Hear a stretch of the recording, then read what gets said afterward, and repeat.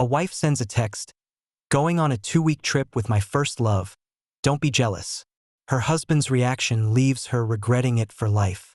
"Going on a 2-week trip with my first love. Don't be jealous." This was the last text Vivian Whitmore sent to her husband, a man who had given her a stable life, a warm home, and infinite trust.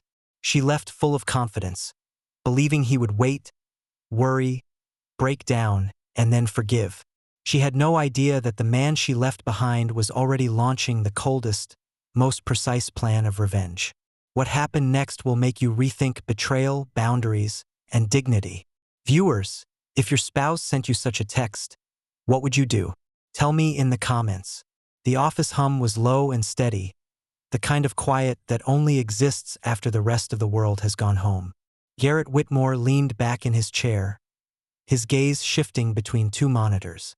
One screen showed code, the other contract clauses. His pen tapped unconsciously on the desk as he scanned a cybersecurity audit report.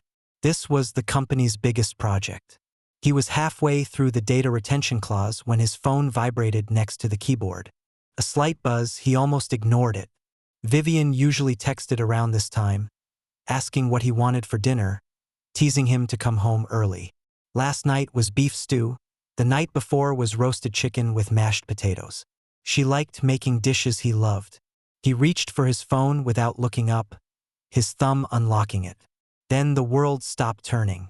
"Vivian, going on a 2-week trip with my first love. Don't be jealous. Already on my way to the airport." Garrett stared at the words until they began to blur. For a full 10 seconds, his brain refused to process what he was seeing. Then his chest tightened, his breath caught halfway. A trip with her first love. 2 weeks. No emoji to soften the blow. No explanation following. He dialed immediately. 2 rings, then voicemail. Her voice was light and familiar. "Hey, it's Vivian. Leave me a message." "Vivian, what the hell is this? Call me back immediately." He hung up, staring at his phone, waiting for a callback that would never come. He texted, "We need to talk. This isn't funny. Call me now." No reply, no typing bubble. He called again. This time it didn't even ring. Straight to voicemail. She had blocked him. Garrett's throat went dry. The composure he wielded so easily in boardrooms evaporated like air through cracks. He shoved his chair back violently, sending it rolling into the cabinet. Through the office's glass walls, Austin's skyline glittered in the evening light. He grabbed his suit jacket, ignoring the curious glance from his assistant who was locking up, and walked into the elevator. The reflection in the stainless steel doors looked foreign. Same tailored suit, same calm exterior, but the eyes behind it were burning. The parking garage felt empty and cold. He climbed into his Tesla, the click of the seatbelt too loud in the silence. The drive home was a blur of red lights and disbelief. His Tesla glided quietly through Austin's evening traffic, each mile deepening a certainty. This couldn't be real. Vivian loved him. She had to love him. He had given her everything. Security, luxury, freedom. He had built his life around her. He turned onto their street, a tree-lined cul-de-sac in one of the city's wealthiest neighborhoods. Every lawn perfectly manicured, every mailbox gleaming. Normal, peaceful. Her Lexus sat in the driveway, gleaming under amber lights. He parked beside it, his heart racing. Maybe she was inside. Maybe this was some twisted joke. He opened the door. "Vivian?" No answer. He walked through the living room. The candle she had lit that morning still flickered faintly on the console table. A subtle vanilla scent hung in the air, but the house felt hollow, too quiet, too clean. Upstairs, the bedroom door was half open. Her side of the closet gaped empty. The large ivory suitcase they used on their honeymoon was gone. Half the hangers were bare. On the dresser where her jewelry box usually sat, there was only a thin layer of dust. She had taken her life piece by piece while he was in meetings building their future. He sat on the edge of the bed, staring at the indentation her body had left in the mattress. Last night they had made love in this bed. This morning she kissed him goodbye, told him she loved him, reminded him to take his vitamins. Now she was gone with another man. He replayed the past few months, searching for signs he had missed. She spent more time on her phone than usual, but he thought she was texting her sister or browsing social media. She sometimes seemed distant, but when he asked if everything was okay, she always smiled and said it was fine. Then, hours ago, she sent that text. The betrayal came slowly and deep, a physical pain spreading through his chest. Because this was his wife, the woman who stood before their families and promised to love him, respect him, be faithful to him. She threw it all away with one text. No warning, no chance to fight for their marriage. Just a casual announcement, like she was telling him she'd be late getting home from the grocery store. Don't be jealous. The arrogance of those 3 words burned in his chest. He had given her everything. A house overlooking the lake, a car she loved, an unlimited credit card. He told her she didn't need to work, said she deserved rest after years of struggle. Somewhere between comfort and freedom, she found someone else. By 9 p.m., the house was dark except for the blue glow of his phone. He sat in the living room, elbows on his knees, staring at nothing. The framed photo of their wedding sat on the mantel. He turned it face down. His thumb hovered over his contacts. Then he scrolled until he found Reed Lawson. They met in college.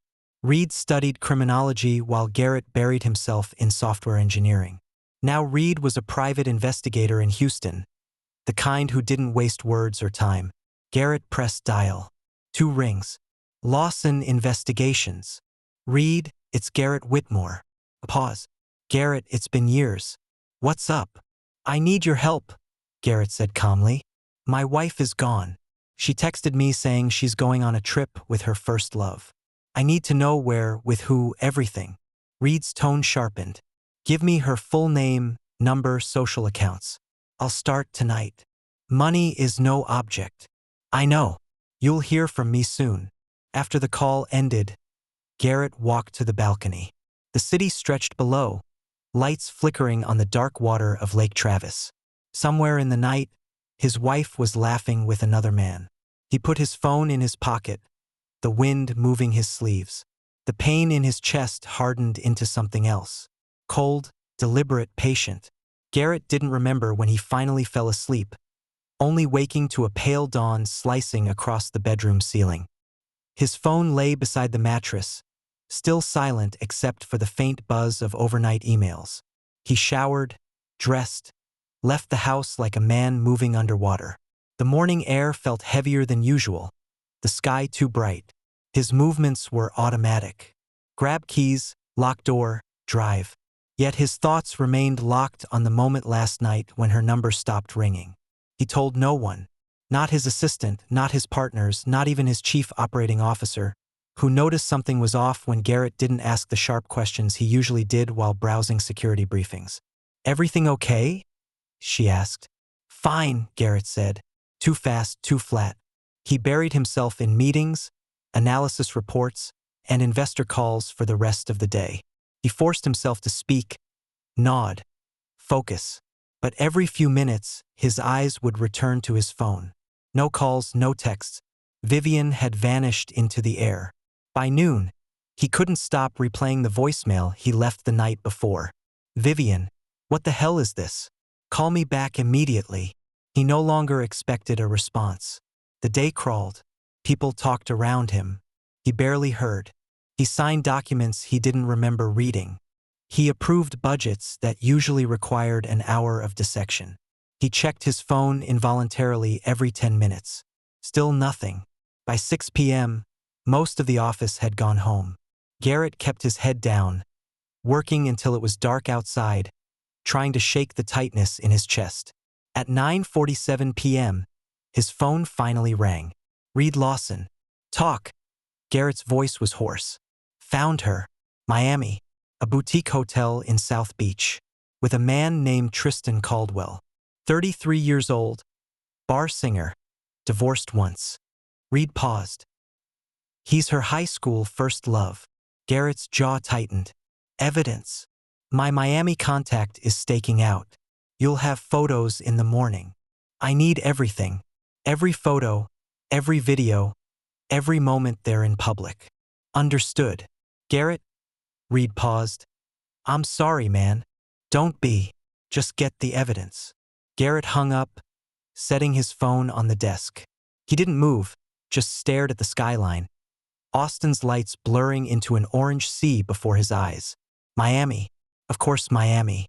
Sunshine, beaches, romance. She was probably poolside at the hotel, cocktail at hand, that man's arm around her waist. And he was here, in an empty office, in their empty house. He stood, grabbed his suit jacket. The drive home was a blank. He parked in the garage, turned off the engine, sat in the darkness. The house was suffocatingly quiet. He climbed the stairs to the bedroom, looked at the bed. Her pillow still had an indentation. He picked it up and smelled it, her shampoo, that lavender scent. He threw the pillow on the floor. Then he walked to the closet, pushed past the empty hangers on her side, and knelt down. In the back, under a pile of old shoeboxes, there was a gray fireproof safe. He dialed the combination, opened the lid. Inside were their important documents: passports, birth certificates, property deeds, and a manila folder labeled prenuptial agreement. He took out the folder, sat on the floor, back against the bed. He opened it, flipped past the first 3 pages of standard legal language until he found page 4. Article 4, Infidelity Clause. His father had insisted on this clause. Garrett, I've seen too many men lose everything in divorce. Protect yourself. Vivian had laughed at the time. Do you really think one of us would cheat? She doodled a little smiley face next to the clause. But she signed it. Garrett's fingers moved along the highlighted text. If either party engages in sexual or romantic relations with a third party during the marriage, said party automatically forfeits any right to all marital property, assets, and alimony. He sat there, the paper in his hands, until the bedroom wall at his back turned from warm to cold. At midnight, he stood, placing the agreement on the dresser. He pulled a yellow highlighter from the nightstand drawer and drew a bright yellow box around the infidelity clause. Then he took out his phone and photographed it. He sent the photo to Reed. Need this to stand. Give me ironclad evidence. Reed's reply came almost immediately. We'll have it by tomorrow night. Garrett put down his phone, walked to the window. The moon hung over the lake, a cold silver disk. He didn't cry. He didn't hit anything. He just stood there, watching the moonlight's reflection on the water, feeling the burning thing in his chest cool into steel. The next day dragged painfully. Garrett moved mechanically through meetings, reviewing code, approving budgets. His team noticed his silence, but no one asked. By afternoon, his chief operating officer knocked on his office door. We need to discuss the Q4 timeline. Email me, Garrett said. Eyes not leaving the screen. Garrett, are you sure everything's? I said email me. She retreated. At 6 p.m., with most of the office empty, Garrett's phone vibrated. An email from Reed. Subject: Evidence package confidential. He clicked it open. There were 12 photos.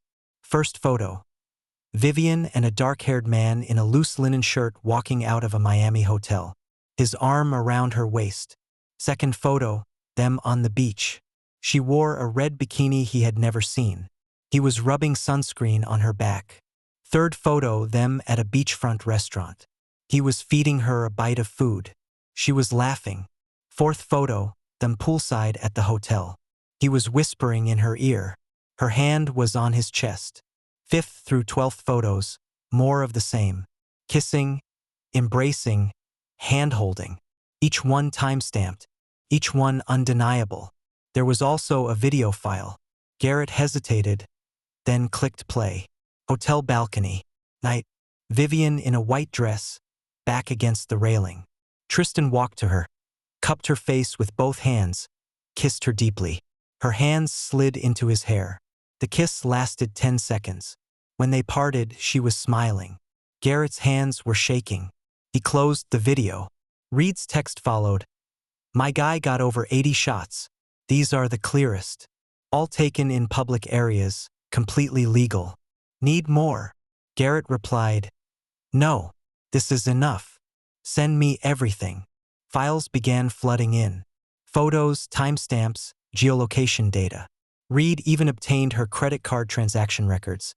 She used his supplementary card to pay for their dinners, cocktails, even a couple's spa treatment. Garrett saved every file to an encrypted folder labeled Evidence. Then he opened his contacts, found Sterling Harrington, the family law attorney his father had recommended 5 years ago. "Good evening. This is Harrington Law Offices." The receptionist's voice was professional. "I need an urgent appointment with Sterling Harrington. Tomorrow morning." "Your name?" "Garrett Whitmore." "Tell him it's about enforcing a prenuptial agreement. Infidelity clause." A pause. "Please hold." A minute later, a deep voice answered, "Mr. Whitmore, this is Harrington. Come to my office at 8 a.m. tomorrow. Bring the agreement and evidence." "I will." Garrett hung up, leaned back in his chair. Through the glass walls, Austin was preparing for night. He watched the city lights come on one by one, feeling something inside him also light up. Not anger, not sadness, clarity. He packed up his laptop, put on his coat, took the elevator down. The Tesla's interior was quiet and peaceful. He started the engine, put his hands on the wheel. This wasn't impulse. This wasn't revenge. This was justice. He drove home, this time without tears, without shock. Only a calm, cold certainty. He entered the house, went straight upstairs to the bedroom. The prenuptial agreement still lay on the dresser, Article 4 highlighted in yellow. He picked it up, read it 3 times, making sure he understood every word. Then he took another photo, this time capturing all 4 pages of the document with every signature, every date, every clause clearly visible. He uploaded the photos to the cloud, made 3 backup copies. By midnight, he lay in bed, staring at the ceiling, planning his next move. There would be no confrontation, no drama, no shouting match, only cold, precise, irreversible execution. And when it was all over, she would understand what she had lost. Not through his words, but through his actions. At 7:45 a.m., Garrett walked through the glass doors of Harrington Law Offices. The office smelled of polished wood and expensive coffee. Sterling Harrington stood at his office door, a burly man with gray hair, wearing a perfectly tailored suit. "Mr. Whitmore, come in." Garrett followed him into a beautifully appointed office. Shelves lined with Texas family law books. A view of the Capitol through the window. "Sit." Harrington gestured to one of 2 leather chairs. "Show me the agreement." Garrett handed over the manila folder.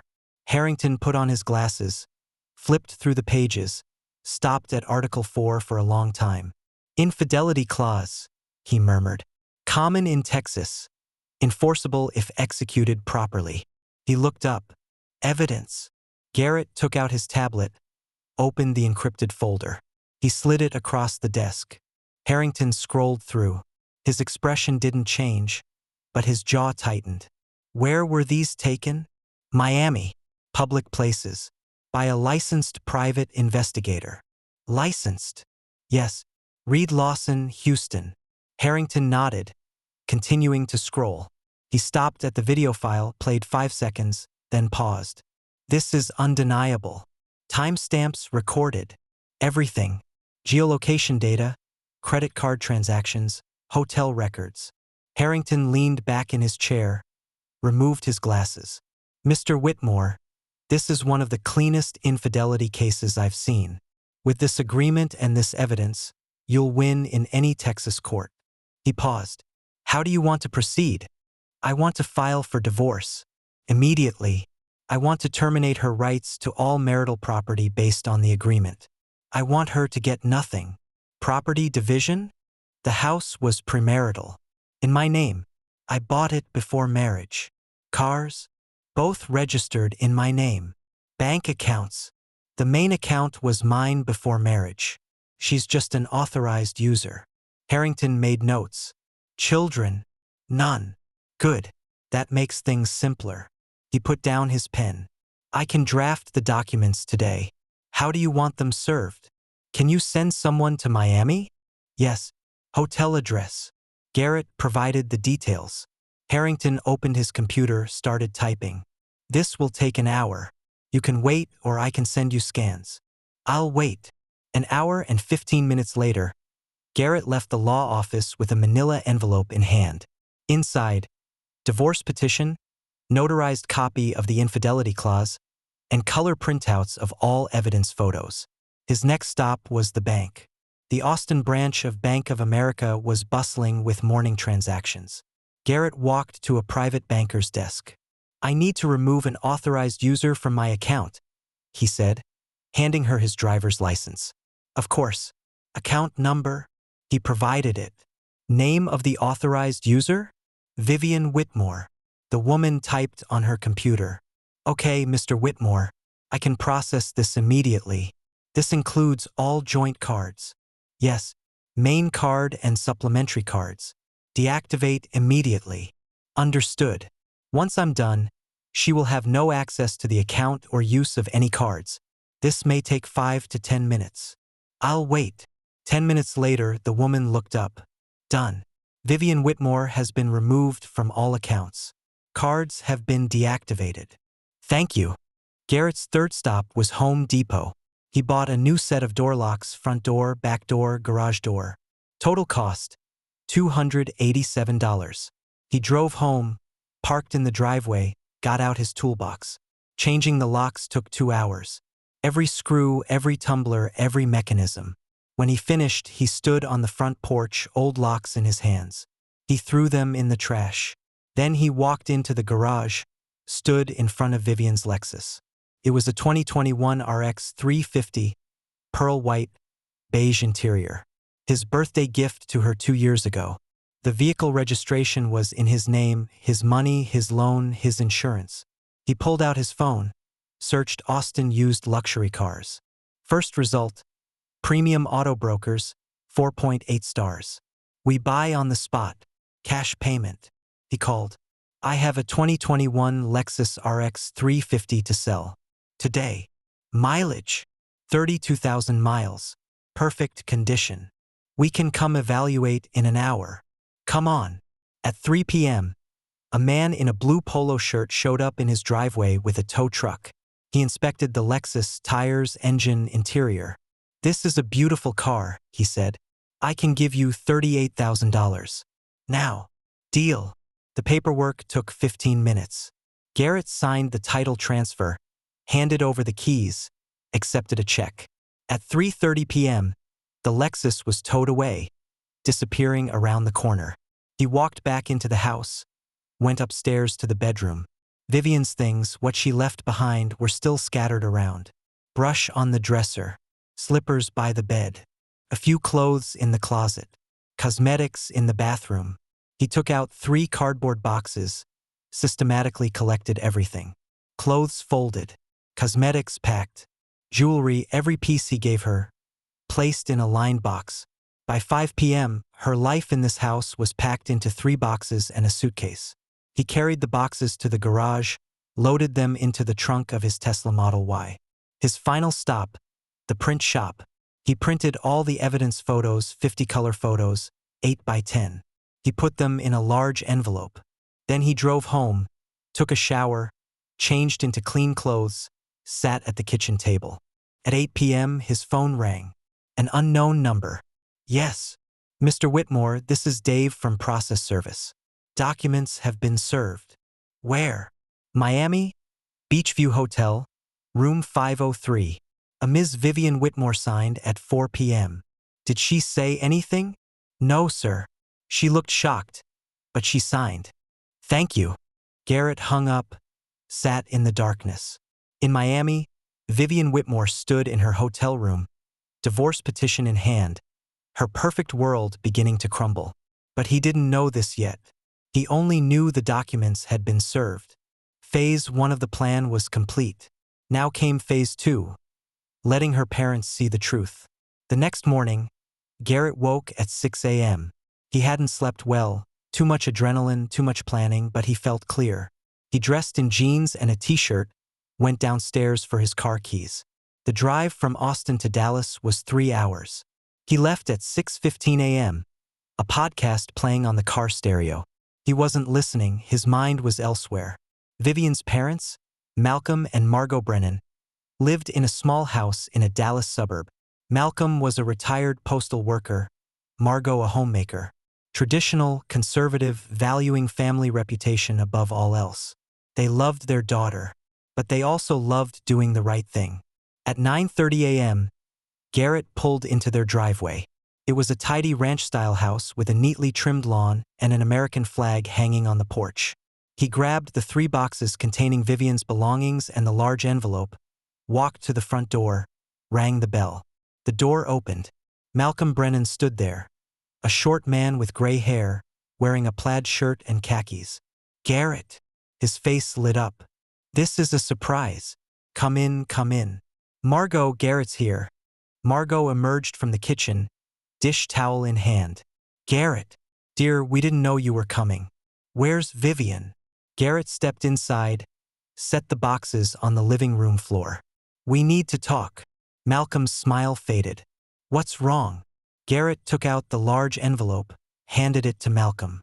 You should see this. Malcolm opened the envelope, pulled out the first photo. His face went white. What is this? Margot walked over, glanced at the photo, gasped. Her hand flew to her mouth. That's Vivian, Garrett said calmly. In Miami, with her high school first love, Tristan Caldwell. Malcolm flipped through the photos, each one worse than the last. Beach, restaurant, pool, balcony. No, Margot whispered, tears streaming down. No. She left 3 days ago, Garrett continued. She texted me saying she was going on a trip with her first love for 2 weeks. Then she blocked me and left. Malcolm sat on the couch, still staring at the photos. His hands were shaking. I hired a private investigator, Garrett said. These photos were all legally taken in public places. There's also video. Video? Margot's voice broke. Them kissing on the hotel balcony. Malcolm looked up, his eyes colder than Garrett had ever seen.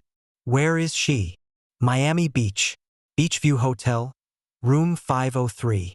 Malcolm stood, walked to the mantel, gripped the edge with both hands. His back was stiff.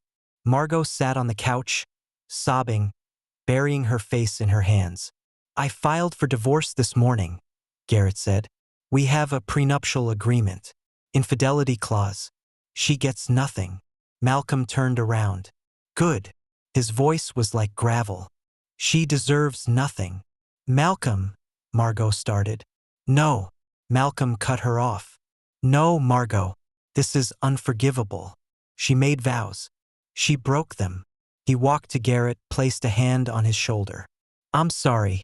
I'm sorry for you. I'm sorry for us. We raised her better than this. I know you did, Garrett said. Malcolm dropped his hand, turned to his wife. Pack a bag. We're flying to Miami tonight. Margot looked up, eyes swollen. What? Our daughter is humiliating herself, humiliating this family, humiliating her marriage. I won't let it continue. But, pack a bag, Margot. Margot stood, wiped tears with trembling hands, walked toward the bedroom. Malcolm looked at Garrett. Her things? In the boxes. Everything she left in the house. Leave them here. When we bring her back, she'll need them. Garrett nodded. Malcolm's eyes softened a bit. You're a good man, Garrett. Too good for her. Garrett didn't answer. At 1 p.m., Garrett drove back to Austin, leaving Malcolm and Margot booking flights to Miami. His work was done. Now the rest would unfold on its own. In Miami, Vivian Whitmore had spent the best 4 days of her life. The Beachview Hotel suite was luxurious, ocean view balcony, king bed, marble bathtub. Tristan had booked it. He said he knew some people, got a good deal. Their days were a blur of sunshine, cocktails, and waves. Mornings on the beach, afternoons poolside, evenings at South Beach restaurants. Tristan was perfect.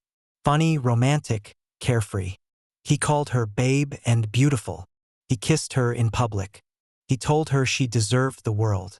You've been stuck in that boring marriage too long, he said as they stood on the balcony, the ocean glittering below. You deserve adventure, passion.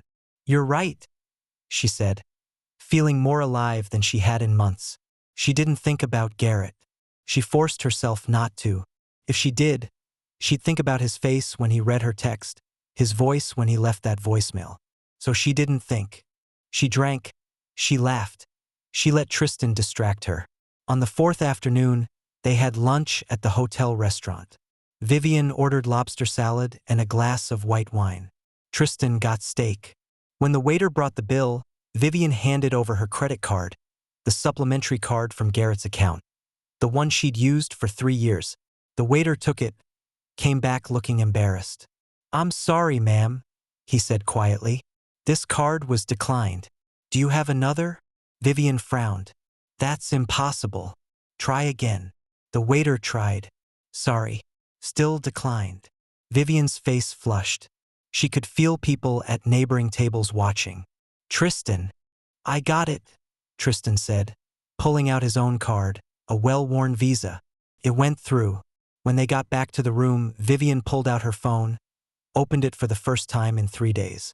She had 27 missed calls. Not one from Garrett. She had an email from a number she didn't recognize. Subject: legal notice, divorce petition. Her heart stopped. She clicked it open. Divorce petition in the case of Whitmore versus Whitmore. Notarized copy of the infidelity clause. Notice of Vivian Whitmore's forfeiture of all marital property under Texas Family Code Article 4. Her hands started shaking. "What's wrong?" Tristan called from the bathroom. She didn't answer. She scrolled through the documents, each page worse than the last. Prenuptial agreement. Infidelity clause. Evidence. Photos. Photos. Photos of her and Tristan on the beach. Poolside. On the balcony. She clicked the video file. It was them kissing on the balcony last night. She dropped her phone, the room spinning. "Vivian?" Tristan appeared in the bathroom doorway, towel wrapped around his waist. "Babe, you look pale." "He knows," she whispered. "Garrett knows." "What?" "He hired a detective. He has photos. He's suing me for divorce." Tristan walked over, looked at her phone. His face went white. "Damn," he whispered. There was a knock on the door. Loud, angry, insistent. Vivian froze. "Vivian Mitchell," a man's voice roared. "Open this door. Now." She recognized that voice. Her father. "No," she whispered, backing away. "No, no, no." The knocking got louder. "Vivian, I know you're in there. Open up or I'll have the hotel manager open it." Tristan grabbed his clothes. "I gotta go." "What?" "No. I can't be here when your parents." "Don't leave me." But Tristan was already pulling on his pants, grabbing his wallet and keys. "Sorry, babe. This is too much." He rushed to the balcony, climbed over the divider to the adjacent room's balcony, disappeared. The knocking turned to pounding. "Vivian." She walked to the door, hand on the handle. She could hear her mother crying. She opened the door. Her father stood there, face flushed red, eyes burning with fury. Her mother behind him, tears streaming down her face. "Dad." Malcolm pushed past her, looked around the room. Rumpled sheets. Balcony door open. Tristan's shirt thrown on a chair. "Where is he?" Malcolm roared. "He's gone." "Gone? Gone where?" "I don't know." Malcolm walked to the balcony, saw the divider. He turned, faced her. "What are you doing, Vivian? What were you thinking?" "Dad, I can explain." "Explain what?" "Explain how you destroyed your marriage. Explain how you humiliated a good man. Explain how you brought shame to our family." Margot walked over, tried to embrace her daughter, but Vivian flinched away. "Mom, we saw the photos," Margot whispered, her voice broken. "We saw everything." Vivian's legs went weak. She sat on the edge of the bed, buried her face in her hands. "Pack your things," Malcolm said, his voice like steel. "We're leaving now." "I can't." "Now, Vivian." An hour later, they were at the airport. Malcolm walked ahead, carrying the suitcase, movements stiff and angry. Margot walked beside Vivian, but there were 3 steps of distance between them. They didn't look at her at the check-in counter. They didn't sit next to her on the plane. Her father took the aisle, her mother the window. Vivian was sandwiched in the middle, like a wound they didn't want to touch. The plane took off, the ocean below a cold blue expanse. Vivian stared at her trembling hands the entire flight, replaying the moment the door opened, the moment her parents saw her, the moment everything collapsed. "Garrett will forgive me," she whispered to herself. "He loves me. He just needs to hear my explanation." She repeated the lies until she could breathe again. When the plane landed in Austin, the Texas heat hit immediately. Dry, harsh, unwelcoming. The taxi from Austin Airport to Vivian's parents' house arrived shortly after sunset. The sky turned deep purple. The porch light came on as if sensing the heavy arrival. Vivian got out of the car slowly, her suitcase wheels scraping on the concrete. She expected her parents to say something, anything, but they walked ahead in silence, exhausted, ruined, unwilling to speak until they were behind their own closed doors. When her father opened the door, Vivian froze. Her luggage was there, her boxes, everything she owned, neatly stacked in the middle of the living room. And on top, like the final nail in a coffin, was the envelope Garrett had left.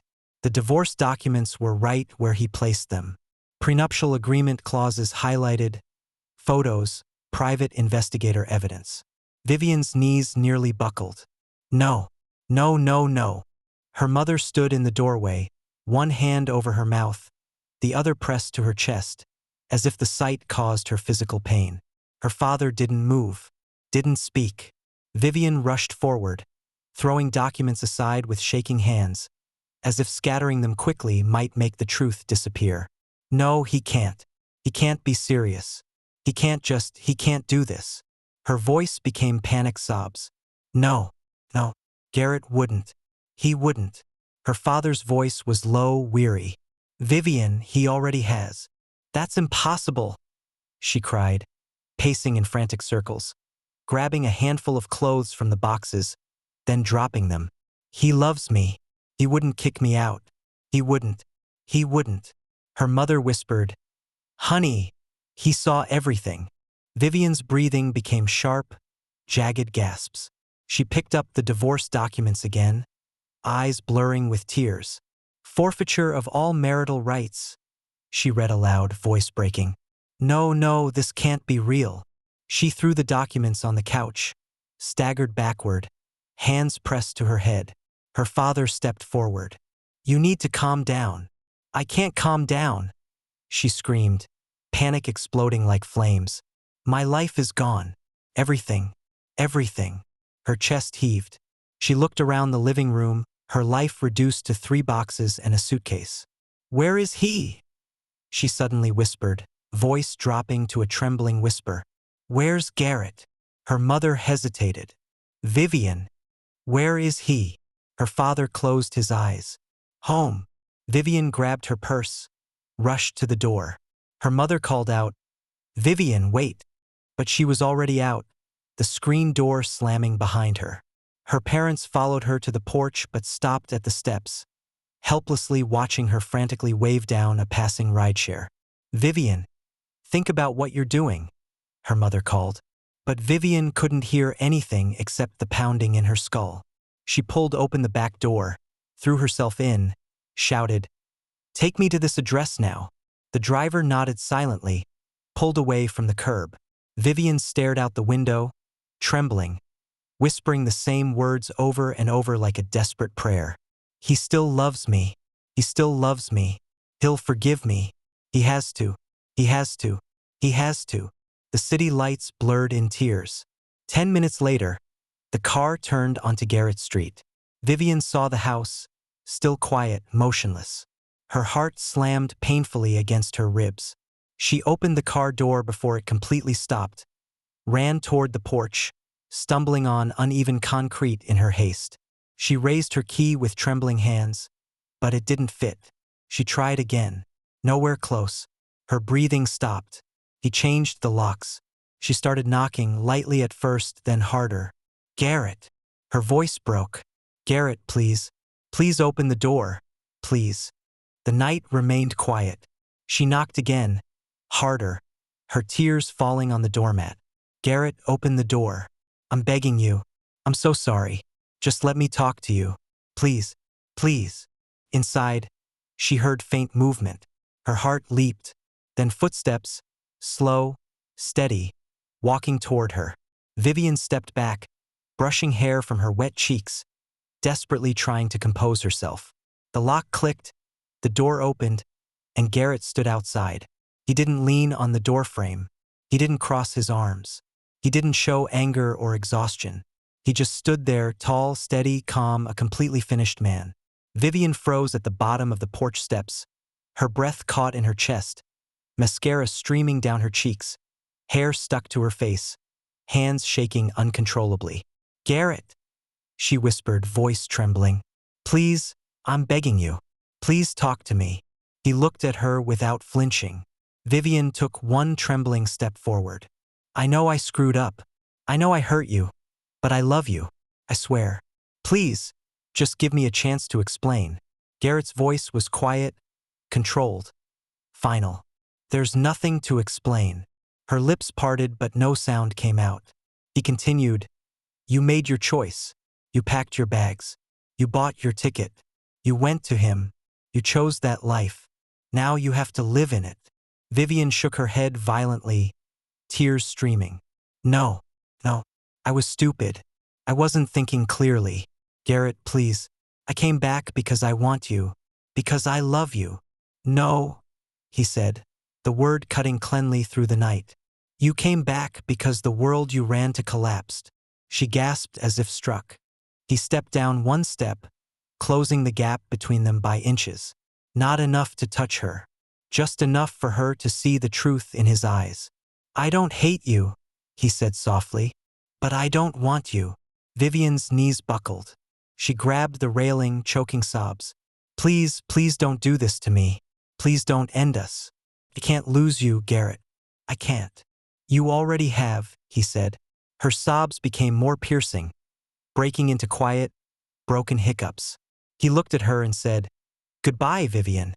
He turned and walked into the house. She rushed forward. Garrett, no, please.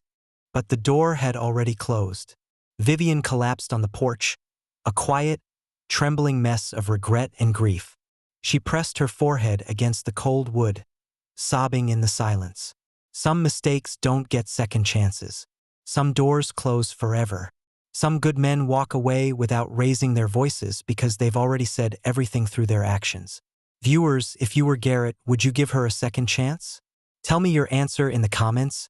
Don't forget to like and subscribe to watch more interesting and true stories.